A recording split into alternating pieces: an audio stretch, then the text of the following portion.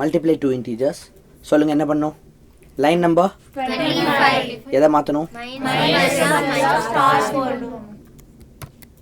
Okay, இப்போ ஒரு simple calculation தான் தரேன் உங்களுக்கு, கம்ப்யூட்டருக்கு ஒரு ரேஸ். ஓகேவா?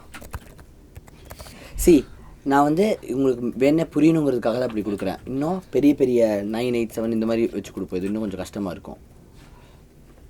இப்போது இது இவ்வளோ டக்குன்னு கால்குலேட் பண்ணுது. ஆக்சுவலி ஈனா எண்ட்லெஸ்ஸு, இவ்வளோ பெருசாக நம்ம போகணும்னா கொஞ்சம் சின்னதாக வச்சுக்குவோம். இப்போது இது கால்குலேட் பண்ணிச்சு இல்லையா? இது எடுத்துக்கிட்ட டைம் பார்த்தீங்களா? இப்போது அகெயின் டைம் பார்த்துக்கோங்க, யாராவது கண்டுபிடிக்க ட்ரை பண்ணுங்கள் எவ்வளோ செகண்ட் எடுத்துக்குதுன்னு. 3, 2, 1 கோ.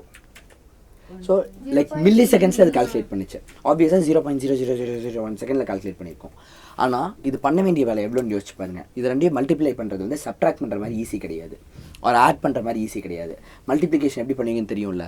ஃபஸ்ட்டு இந்த 3 2ஓட மல்டிப்ளை பண்ணி இங்கே எழுதணும், அப்புறம் இந்த 3 இந்த 7ஓட மல்டிப்ளை பண்ணி இங்கே எழுதணும், அப்புறம் இந்த 3 இந்த 9ஓட மல்டிப்ளை பண்ணி இங்கே எழுதணும், அப்படி இந்த 3ஓட இதெல்லாம் மல்டிப்ளை பண்ணி எழுதணும். அப்புறம் இங்கே ஒரு எக்ஸ் போட்டுட்டோ 0 போட்டோ இந்த 8 2ஓட மல்டிப்ளை பண்ணி எழுதணும். ஞாபகம் இருக்கா? இது பேர் தான் பூத்ஸ் அல்காரிதம். இப்படி தானே மல்டிப்ளை பண்ணுவீங்க.